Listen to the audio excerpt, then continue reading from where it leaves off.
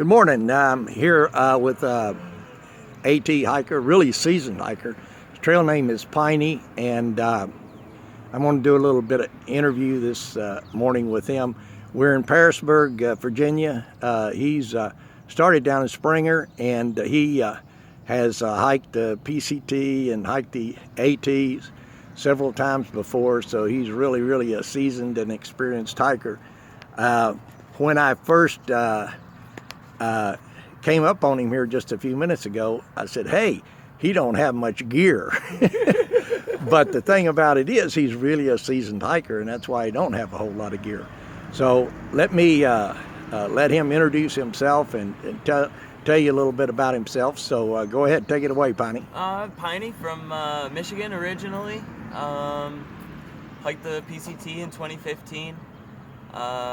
This small thing right here, the lighter you are, the more fun you're gonna have. I promise that. That's just the way it is. If you got 60 pounds on your back, you're not gonna have that much fun until you get to a shelter or you get to camp and when you drink water. Weather's been great. Really have taken a lot of 0 days, but then done a lot of hiking. It's, trail's been nice. A lot different. It's hard to compare, the PCT to the AT, but they both have their merits, absolutely. Okay, have you through hiked the AT before? I've not. No, this is my first AT attempt. Okay, but you did the PCT. Did the PCT in 2015, and then went back out to the PCT in 2016 just to do the Muir Trail again, and then I did the Wonderland Trail around Mount Rainier. Okay. Did a little bit of the Tahoe Rim, but not a lot, just the PCT side, and then some stretches in Northern California and Southern Washington. Question a lot of people would ask was, how can you afford to do that?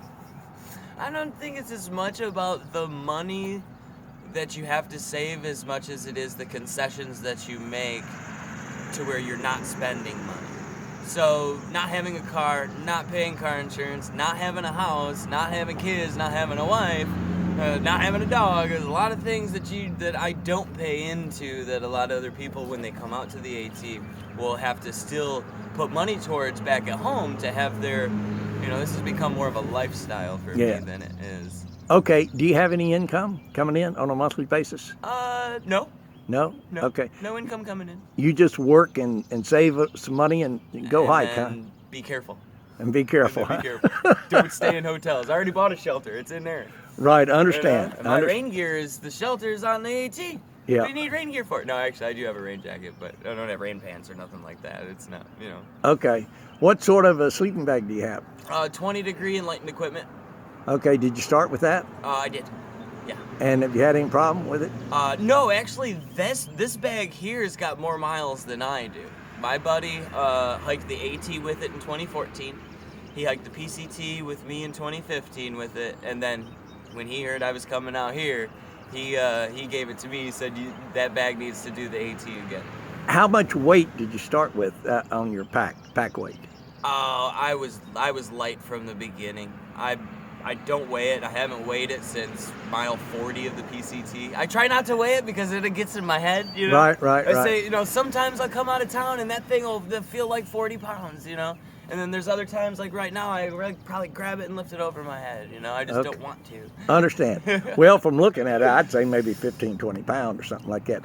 With a full complement of food, I'm probably just over 30 or maybe under 30, depending on what food I buy or what mood I'm in. Well, a guy I interviewed yesterday, Chickadee from up in Maine, he had one of those old-style packs, aluminum frame. Yeah.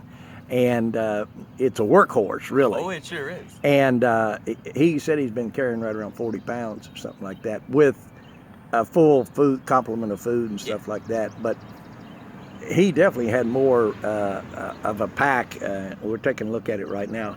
More of a pack, bigger and more bulky and so forth. He also had a 0-degree sleeping bag, which adds a little bit more weight too. It sure does, yeah. And it's not, I don't really think a 0 degree is necessary on the AT unless you start in January or February. Right. And even starting in February, Stover Creek was probably 22 degrees, day one. Okay. After that, the Smokies were cold for 2 nights. and that was it. Okay. Now, when you started down there, how long prior to that had it been since you hiked? Oh, I was hiking in Arizona before. Oh. I was in the Superstitions starting January 15th. Okay. And did 130 miles of the Grand Enchantment Trail, which it was about 80 miles congruent with the Arizona Trail. So you're in really, really good shape when you started. Yeah. Pretty much, yeah. Yeah. So you started off with like 20-mile days or 25. Well, no, we were taking our time, you know. Okay. But yeah, if I'm within 30 miles of town, I'm going to town.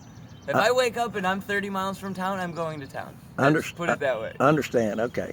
So you're doing some pretty good miles. If I can go for it, I'm gonna go for it. If it's iffy day, then I won't go for it. And then I just have those days where I can go for it and make up the miles. Understand. So any advice for the AT hikers other than to stay as light as possible? Yeah, that's the only thing. Have fun.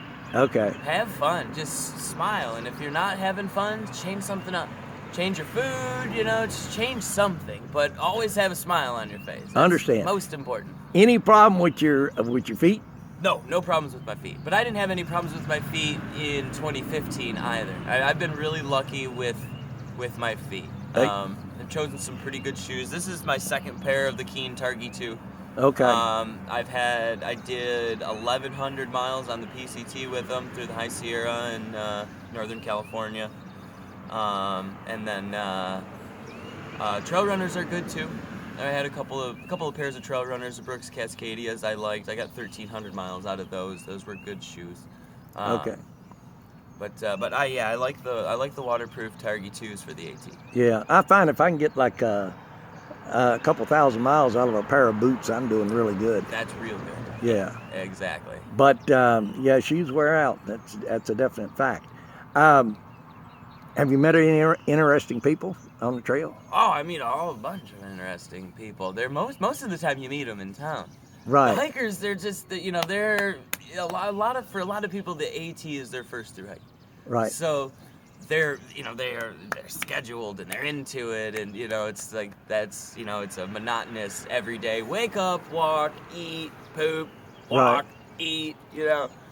So, but yeah, the interesting ones I meet when I'm hitching back and forth from the trail back to the trail to town. Okay. Any more advice for the true hikers or hikers? Shorts. Short, huh? Shorts. Shorts. Bring. See, I've got my clothes. I probably carry a little bit more clothing than most.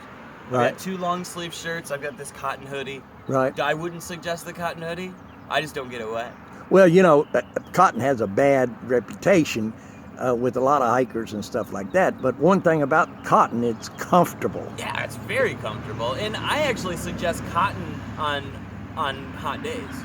Because, especially in the summer on the AT, that cotton's going to get wet for sure. But what it's also going to do is it's going to keep that moisture, and it's going to keep you cooler. So I did it in the desert on the PCT. I wore cotton because once I sweat and I got wet, it kept me cool. Yeah.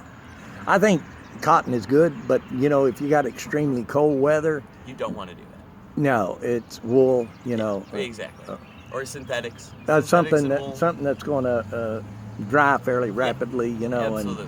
And wool, even if it gets wet, it'll keep you warm. Yes, it definitely will. So, but the thing about wool is that it's kind of irritating to the skin and stuff. It can be. I haven't had a problem. I usually the wool that I have is just the Darn Toughs. I got about 6 pairs of those. Okay. And then I've got 2 pairs of like liners, real thin, like Walmart liners. I notice you don't use hiking poles, or you don't have any. I do not use hiking poles. You First 800 miles that I hiked, my first through hike, I used trekking poles. Okay. And no more. Well, I think if you keep the weight light. Yes, exactly. You don't need to. Yeah. You don't need to lean on them. But if you've got a heavy pack, then I would suggest them. Then those hiking poles takes a lot of the weight off your lower extremities. Yeah, I agree. Yeah. I definitely agree. But be careful sometimes too with the amount of oxygen that is going to your legs and your arms at the same time as you're doing this. Right. The problem that I had was I was up at elevation and I was tiring out really quickly With hiking poles? with the hiking poles because Right. I had all four going at the same time, and it really wasn't making that much of a difference for me. Understand. I've had, I do a lot of hiking myself, and I find that hiking poles, will save your butt sometimes from Yes, they will. falling and Oh so yes, forth. they sure will, So- especially going downhill. Yeah, yeah. So, but I don't, buy those expensive poles. I just cut my own out in the woods. Yeah, the woods have everything you need. If you got to go over a river crossing or something, or you're going down and it's steep, you can just grab a log or you can grab a stick. Yeah, It's you okay. probably do that sometimes, don't you? No, You don't? no, I'm anti-trekking pole now. So I don't need them no more. No more, huh? Okay. But anyway, well, they're nice if you're going across a stream or going down a hill that's got a lot of gravels on Yes. it, Yeah, or snow. Yeah, They're or really snow. they're really good in the snow and ice. Yeah, yeah. Okay, anybody up in Michigan you want to say hi to? Hell no. No, I'm out hiking. I'm doing what I need to be doing. understand. Okay, I'm anyway, you can tell people that you run into that you did this interview. It'll be on YouTube, on my YouTube channel. It's Southwest Virginia Outdoors, SW Virginia Outdoors, okay? And I wish you the best of luck on the remainder of your hike. Thank you and very hope you have a good time and meet some interesting people, and hope it's really, really enjoyable for you. Well, it sure has been so far. Thank you very much. Catch you later, man. Have a good one.